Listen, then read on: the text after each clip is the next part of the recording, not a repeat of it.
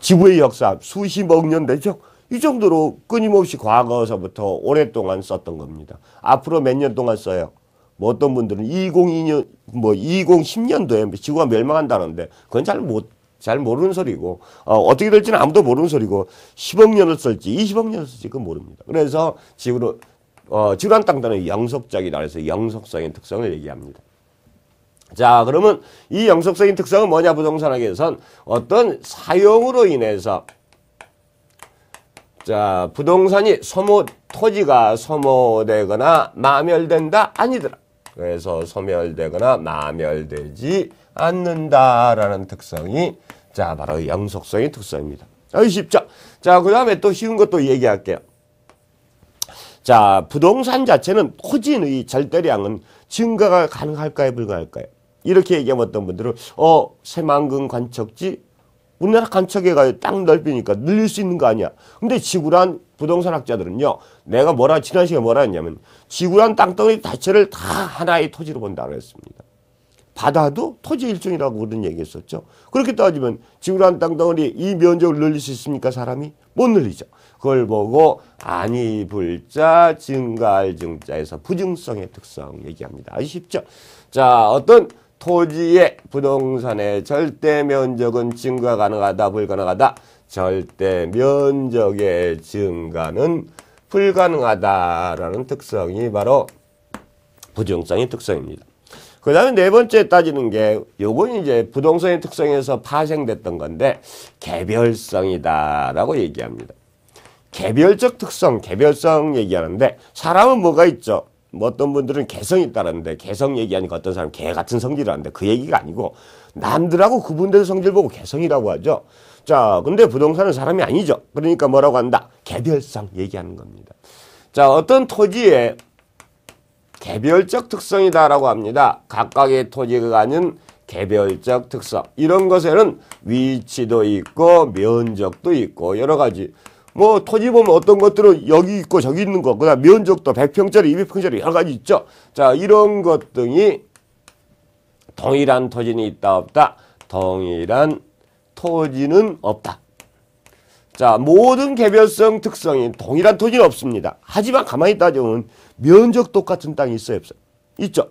자, 그 다음에 또 모양 똑같은 땅 있죠. 다 똑같은 게 다 있는데 뭐가 없느냐면 바로 이거예요. 위치. 사실 개별성의 특성은 무엇 때문에? 위치를 옮길 수 없기 때문에 나타나는 특성이에요. 그래서 개별성의 특성은 뭐에서 파생됐다? 부동성 특성에서 파생된 특성이 바로 개별성의 특성이다라고 따집니다. 자, 부동산학자들이 제일 좋아하는 게 이거예요. 이거 말고도 따지게 되면요, 결국 이 각각의 4개의 특성에서 별의별 특성이 다 파생됩니다. 그 중에 하나가 여러분 교과서에 나와 있는 무슨 특성? 인접성의 특성도 똑같은 얘기입니다. 인접성의 특성도.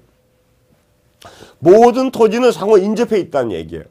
나 그럼 옆집 보기 싫어. 옆집 땅이 싫어. 그럼 우리 옆집 땅에 갑자기 쓰레기 차량이 들어왔어. 못 살겠죠? 그럼 어떻게 해요? 내 땅 들고 다른 데 이사가면 돼요? 불가능하죠? 인접성이. 그러다 보니까 옆 땅에 영향을 받는다라는 얘기. 전부 다 무엇 때문에? 부동성 특성 때문에. 이것도 파생된 거니까 그냥 간단하게만 알아주면 되는 겁니다. 근데 왜 부동산학자들이 왜 이런 여러 가지, 4가지 부동성, 영속성, 부증성, 개별성의 특성을 중시하느냐?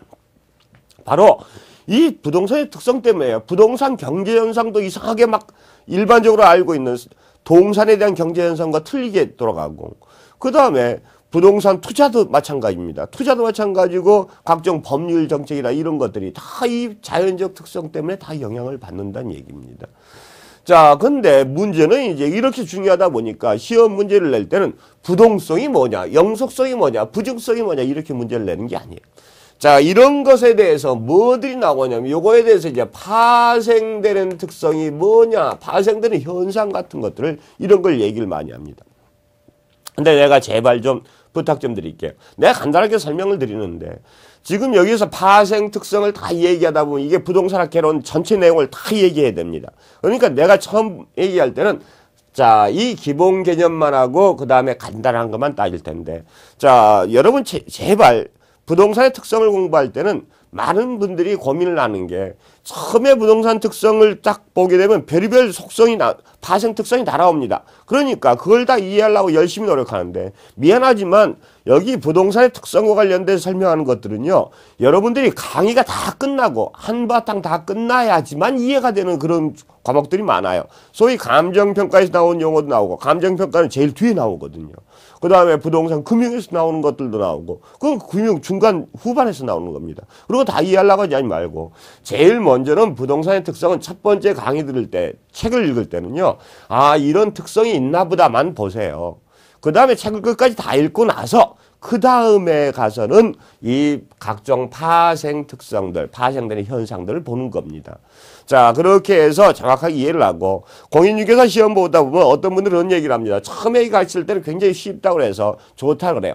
근데 뒤로 가면 갈수록 어렵다는 게 부동산의 특성이다라는 얘기를 합니다. 그래서 왜 그러냐고 해서 그 사람들 문제 같은 걸 보게 되면 어떻게 잘못 생각하냐면 부동산의 특성에서 파생되는 현상을 설명할 때 이건